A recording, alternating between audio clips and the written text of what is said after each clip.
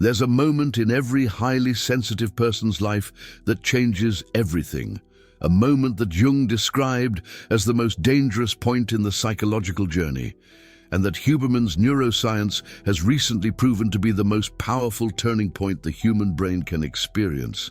I'm talking about the day you stop feeling guilty. Not guilt for something you actually did wrong, but that chronic, silent guilt that you carry simply for existing, for having needs, for taking up space, for protecting yourself.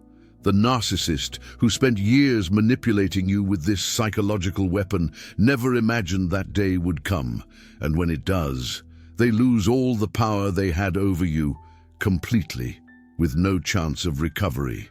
But here's what nobody tells you. The highly sensitive person's guilt isn't a normal emotion. It's a control mechanism installed in your psyche since childhood.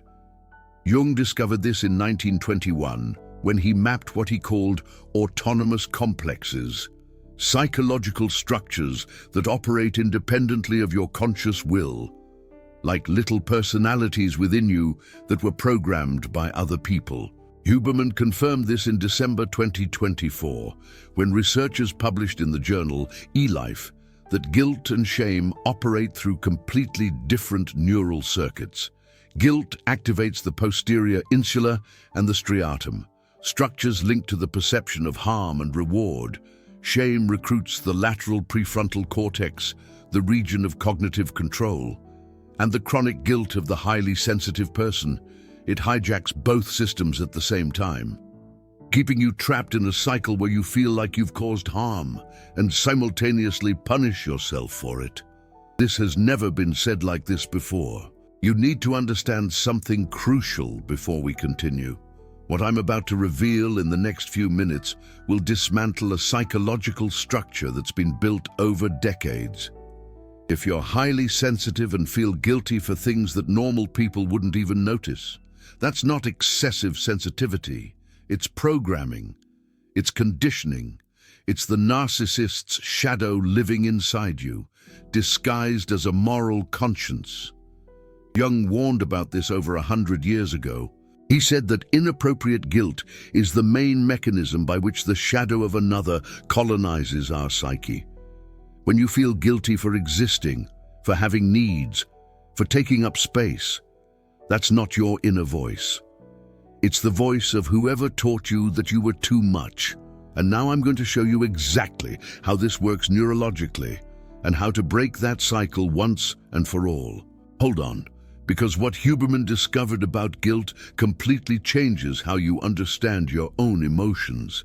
In January 2025, Dr. Becky Kennedy explained on the Huberman Lab something that seems obvious, but that nobody has taught you the right way. Guilt is a signal that your actions have deviated from your values. Healthy guilt exists to show you when you've acted against what you believe. But here's the devastating problem. The highly sensitive person who grew up with narcissists had their values hijacked in childhood. Before you could form your own moral compass, someone programmed the compass for you. You were taught that your fundamental value should be pleasing others, that your needs were secondary, inconvenient, problematic, that taking up space was selfishness, that protecting yourself was abandonment, that saying no was cruelty.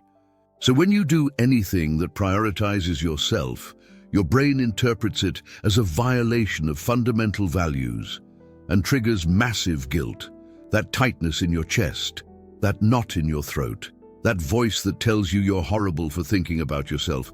But these aren't your real values. They're the values of the narcissist, implanted in your mind before you could question them, before you had the language to say no, before you knew you had the right to exist as a separate being with your own needs.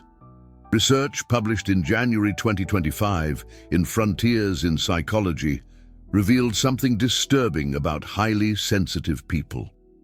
The study showed that HSPs, people with heightened sensory processing sensitivity, use fewer emotional defense mechanisms than the general population. While normal people have automatic filters that block emotional projections coming from others, The highly sensitive person absorbs these projections directly, without a filter, without questioning. The research showed that this leads to faster emotional exhaustion and a unique vulnerability to psychological manipulation. What does this mean practically? When a narcissist looks at you with that disappointed look and says you're selfish for saying no, you don't just hear the words. You absorb the emotion behind them. You feel their anger as if it were your own. You internalize their judgment as if it were objective truth. Your nervous system was designed to process emotions deeply. This characteristic should be a gift. It should allow you deep connections, genuine empathy, understanding of nuances that others miss. But the narcissist transformed this gift into a weapon against you. Now comes the part that will change how you see yourself forever. Jung identified 4 stages that every empath goes through after being abused by a narcissist. This mapping is so precise that it seems like Jung was describing your personal story. The first stage is confusion.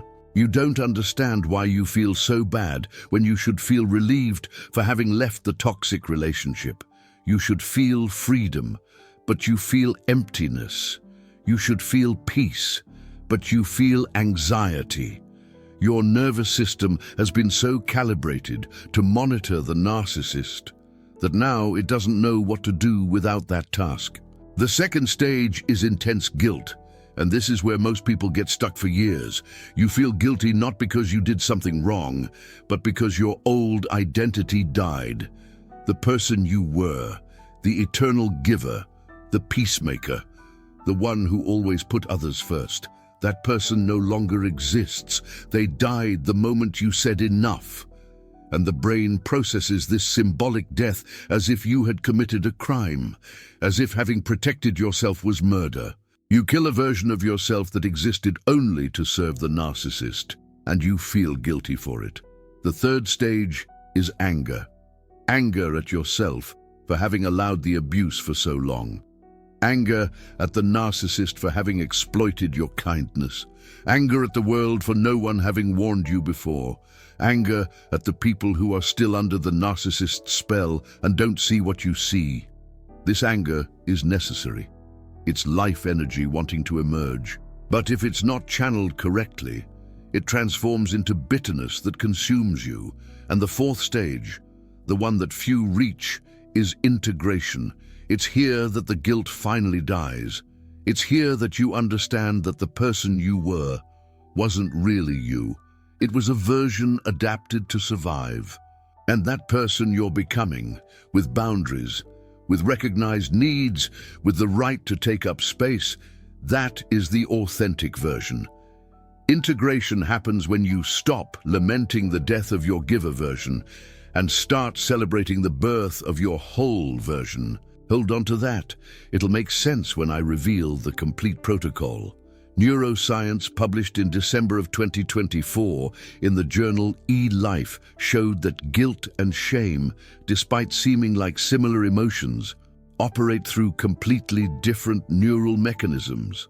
The researchers used functional neuroimaging to map exactly what happens in the brain when each emotion is activated.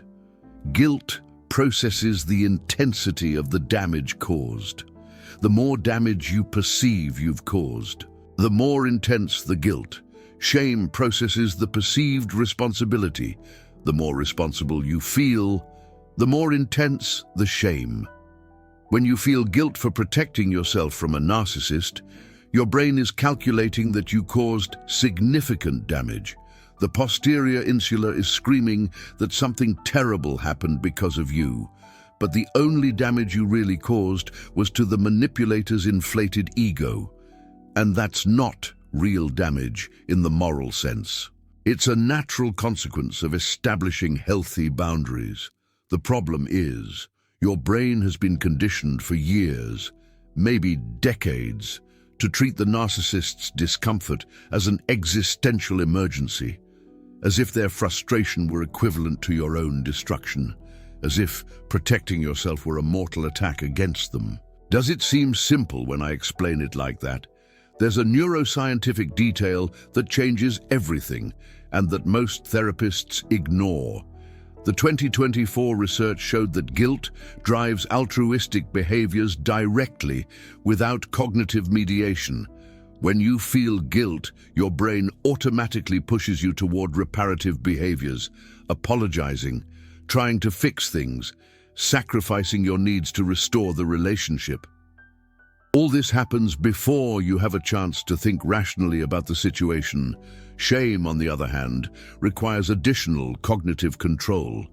It recruits regions of the lateral prefrontal cortex before generating behavior. What does this mean? The narcissist has unconsciously learned to exploit the most direct path to control you. They trigger guilt, not shame, because guilt makes you act automatically, makes you go back to them before you think about what you're doing, makes you apologize before you analyze if you really did something wrong, makes you sacrifice your needs before you question if it's fair. It's a reflexive response, an automatism that they installed in you over years of careful conditioning. But why hasn't anyone taught you this before? Why does this connection between Jungian theory and Huberman's neuroscience remain hidden from most people? The answer is uncomfortable, but needs to be said. The self-help industry profits from your guilt, profits from you remaining broken. Think about the best-selling relationship books. How to be more empathetic, how to forgive even those who don't deserve it, how to understand the other person's side, how to avoid conflicts, how to be the bigger person. All this feeds the same toxic cycle, keeps you guilty, keeps you trying to improve to finally be accepted, keeps you dependent on external validation that never comes in the right measure. The truth that Carl Jung discovered, and that Andrew Huberman is validating with neuroscience, is radically different. You don't need to improve to deserve love. You don't need to become more tolerant of abuse. You don't need to forgive someone who doesn't demonstrate genuine remorse. You need to stop carrying what was never yours to carry. The guilt you feel isn't evidence that you're a bad person. It's evidence that you were programmed by people who needed to control you. Jung called this shadow integration, but not your shadow, the narcissist's shadow that you introjected. This distinction is crucial and almost never made correctly. When a child grows up with a narcissistic parent, they have no choice. Their physical and emotional survival depends on pleasing this unpredictable caregiver. To survive, they internalize the narcissist's rules as if they were universal truths about how the world works. My need is dangerous because when I had needs, I was punished. My voice is problematic because when I spoke, I was silenced. My autonomous existence is a threat because when I tried to be myself, I was rejected. These beliefs are not yours. You weren't born with them. They're psychological implants inserted before you had the ability to question. And the guilt you feel when you violate these beliefs isn't your moral conscience speaking. It's the voice of the narcissist echoing inside you, decades after the original conditioning happened. You carry a radio station in your mind that transmits their messages 24 hours a day. And the worst part? You think that voice is yours. Neuroscience confirms this in a way that should scare anyone who works with human development. 2024 research on relational trauma showed that attachment patterns formed in the first 24 months of life permanently mold the neural architecture, not just influence it, physically mold it. Dr. Alan Shaw explained on the Huberman Lab in November of 2024 that the right hemisphere of the brain, responsible for processing emotions and interpersonal relationships, is literally sculpted by the quality of the bond with the primary caregiver, the neurons that connect, the synapses that strengthen, the networks that form. All of this is determined by the emotional quality of the earliest relationships. If that caregiver was a narcissist, your right hemisphere developed specific characteristics: hypervigilance to the other person's emotions, extreme sensitivity to detect mood changes, ability to anticipate needs before they're expressed, and simultaneously, suppression of your own emotions and needs. Your brain learned that your emotions were irrelevant or dangerous, and that the only way to be safe was to constantly monitor the emotional state of someone who could hurt you. This isn't a metaphor, it's neuroanatomy. It's the physical structure of your brain, molded by experiences you don't even consciously remember. So what happens when the guilt finally dies? The narcissist enters absolute panic, and that's not an exaggeration or figure of speech. The grey rock method, documented extensively in clinical psychology research and validated by experts like Dr. Ramani Durvasula, shows a consistent pattern.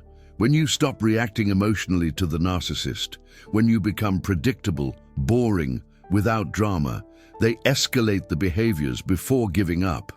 They try everything that worked before. More intense accusations, more dramatic victimization, more explicit threats, attempts to spark jealousy, unexpected appearances, messages loaded with emotional triggers. All of this happens because the narcissist's narcissistic supply depends on your emotional reaction, and the reaction they've most cultivated in you for years is guilt. They know exactly what words to use, what tone of voice to adopt, what facial expression to make, to press the guilt button inside of you. When that button stops working, they lose the most powerful tool in their arsenal, and they panic. Dr. Ramani Durvasula explains that the narcissist depends on your emotional reactions, like an addict depends on a substance. The neuroscience of addiction shows that the narcissistic brain's reward system has been calibrated to receive dopamine through external validation and control over others. When you stop reacting, they experience a form of real neurochemical withdrawal, irritability, anxiety, depression, disproportionate rage, erratic behaviors. But here's the secret that changes everything. They're not missing you. They're missing the power they had over you, the ability to trigger your guilt with a word, with a look, with strategic silence. When that lever stops working, they lose interest, not because they loved you and moved on, not because they found someone better, but because you stopped being useful as a source of narcissistic supply. You've become an investment that doesn't pay off. And narcissists don't waste energy on investments that don't yield returns. Carl Jung predicted this dynamic with impressive accuracy when he wrote about the complementary relationship between empaths and narcissists in the early 20th century. He said that our shadows are formed in childhood, molded by experiences that teach us which parts of ourselves are acceptable and which must be hidden to ensure love and survival. For the future narcissist, vulnerability and emotional dependence were punished or shamed. Showing weakness was dangerous. Needing help was humiliating. So they buried those qualities in the shadow. They still exist, but they're denied, projected onto others, despised. For the future empath, assertiveness and prioritizing oneself were criticized. Having needs was being problematic. Defending boundaries was being difficult. Saying no was being cruel. So they buried their personal power in the shadow, the ability to protect themselves, to say enough, to prioritize themselves. All these qualities necessary for a healthy life were exiled to the unconscious. And when the narcissist and the empath meet, the shadows dance in a perfect choreography of mutual destruction. The narcissist projects their denied vulnerability onto the empath, seeing in the empath everything they despise in themselves and therefore need to control and eventually destroy. The empath projects their denied power onto the narcissist, seeing in the narcissist the strength, the confidence, the capacity for prioritization that they themselves can't access. And both get trapped in this dance until one of them wakes up. The healing doesn't come from trying to change the narcissist. This needs to be absolutely clear. A meta-analysis of 51 studies involving 37,000 participants showed conclusively that narcissists rarely change. Personality traits are stable over time. Therapeutic interventions have limited effectiveness, and even when there's some measurable change, it's generally not enough to make the relationship healthy. The fantasy that your love will cure the narcissist is a trap that keeps you stuck in the cycle. The healing comes from recognizing and integrating your own shadow. For the empath, this means something specific and uncomfortable. It means embracing your right to set boundaries without guilt.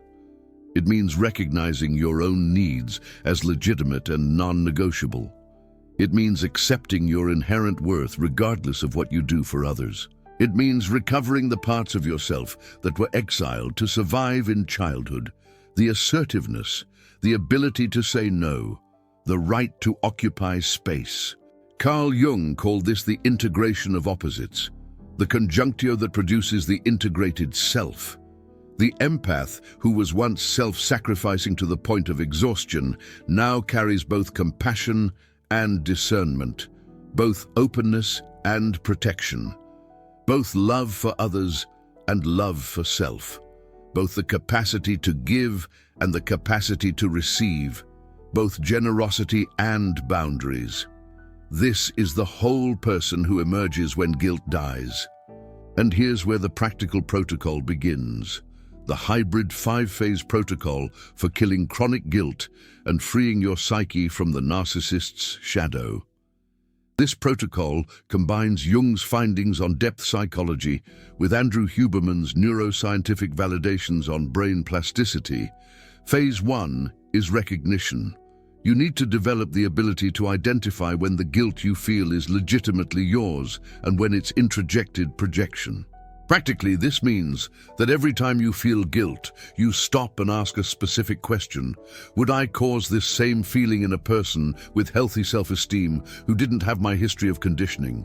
If the answer is no, if a normal person wouldn't feel guilt for this same action, the guilt isn't yours. It's a residue of narcissistic conditioning. It's the implanted voice that still operates inside of you. Recognizing this doesn't immediately eliminate the guilt, but it starts to create a space between you and the emotion. You're no longer the guilt. You're someone who's observing the guilt. Phase 2 is tracing the origin. Where does this belief that you can't prioritize your needs come from? Who specifically taught you this? At what approximate age did this learning happen? What was the consequence when you tried to have your own voice? What happened when you said no for the first time? These questions aren't to blame your parents or caregivers. It's not about pointing fingers. It's about understanding the archaeology of your psyche, about mapping how the limiting beliefs were built brick by brick over years. Phase 3 is directed neuroplasticity. This is where Huberman comes in with full force. He teaches that brain plasticity, the brain's ability to reorganize its connections, requires 3 fundamental elements: emotional urgency, intense focus, and quality sleep. You need to create a sense of emotional urgency around new behaviors. Your brain needs to understand that changing is important, not just interesting. Then, you need to focus intensely during periods of approximately 90 minutes. And finally, you need to sleep well so that the brain consolidates the new connections during deep sleep. Practically, this means choosing a specific situation in your life where you'd normally feel guilt for protecting yourself. It could be saying no to an inconvenient request. It could be not responding to a text message immediately. It could be prioritizing your rest instead of solving someone else's problem. And then, deliberately acting differently than your conditioning tells you to. Not doing what the guilt wants. Enduring the intense discomfort that will arise, and repeating this new behavior consistently until the brain forms new circuits. Phase 4 is active imagination. This is the technique of Carl Jung that Andrew Huberman validated without knowing it. Through research on visualization and the default mode network, You enter a relaxed state, close your eyes, and visualize your guilt as an entity separate from you. Give it form. What does it look like? What color is it? What texture? Does it have a voice? How does it move? And then you talk to it. Ask where it came from, what it wants from you, what it's trying to protect, what function it thinks it's fulfilling. Jung discovered something revolutionary about emotional states. When we give them form and dialogue with them, they lose autonomous power over us. The guilt stops being something you are and becomes something you have, a part that can be negotiated, transformed, eventually released. Research from 2024 on the Default Mode Network confirms that imaginative processes activate the same brain regions as real experiences. You can literally reprogram your relationship with guilt through repeated guided visualization. Phase 5 is integration and liberation. This is the phase that most never reach because they give up too soon, because it's too uncomfortable, because it requires letting go of things you've held onto for so long that they seem like part of your identity. Integration means completely accepting that you were conditioned, that it wasn't your fault, you were conditioned, that you were a child without the power of choice, and that now, as an adult, you have a choice. You can continue operating by the old program, or you can deliberately install a new one. Liberation means letting go of the victim identity. This is controversial, but it needs to be said. The victim identity can become comfortable. It can explain why your life isn't how you wanted it. It can justify why you don't take risks. Letting go of that identity means taking full responsibility for your future, not for what happened, for what you do from now on. Liberation also means letting go of the hope that the narcissist will change. That hope is a chain that keeps you trapped. While you wait for their change, you don't move forward in your own life. Letting go means accepting that they are who they are, that nothing you do will transform them, and that your job isn't to fix them.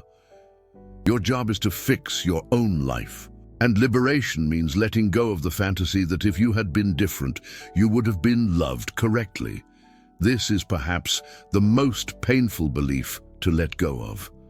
The idea that there was something you could have done, some way of being, that would have deserved love.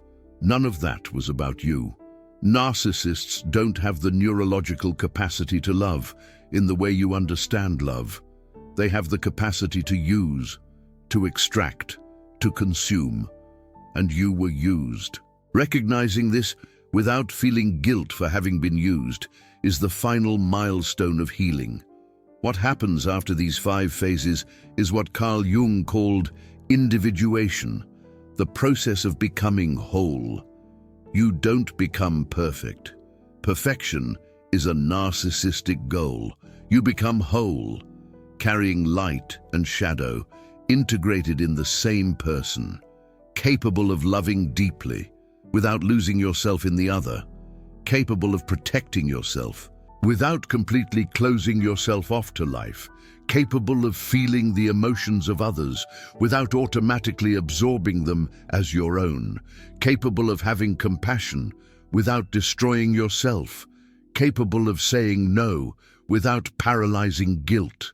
This is the person the narcissist never imagined you could become because they needed you to remain fragmented, needed the guilt to be your permanent control button, needed you to continue believing that you were defective and that only they could tolerate your defects. When that button stops working, when you integrate your shadow and kill the chronic guilt, they lose all the power they had over you, not gradually, completely, all at once. You've just received information that most therapists will never give you in this integrated way, that connects Carl Jung and Andrew Huberman, deep psychology and neuroscience, that your chronic guilt isn't evidence that you're a bad person.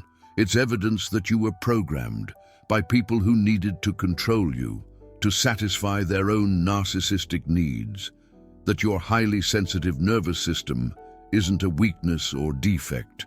It's a characteristic that should be a gift, but was exploited as a vulnerability, and that modern neuroscience is validating, point by point, everything that Jung intuited over a century ago about the human psyche. If this content stirred something deep within you, if it revealed a truth that you felt intuitively but couldn't articulate with words, consider supporting the work of this channel. The super thanks isn't just financial support. It's you saying clearly, continue revealing what others hide. It's you positioning yourself publicly as someone who values knowledge that integrates deep psychology with cutting-edge neuroscience. Each click on the golden heart directly funds the next revelation, funds the hours of research, funds the integration of sources that normally don't speak to each other. Now, I need to hear from you in the comments. What was the exact moment in your life when you realized that your guilt wasn't really yours, that you were carrying an emotional load that never belonged to you in the first place? Or are you still on that journey of discovery, still separating what is yours from what was implanted? Sharing your story here could be exactly the trigger that another person needed to start their own journey of liberation. Detailed and specific comments help the algorithm show this video to who really needs to see it. And who needs it are the thousands of highly sensitive people still trapped at this moment in the cycle of guilt that some narcissist planted in them years or decades ago. Be the person who breaks that cycle. For someone you'll never meet,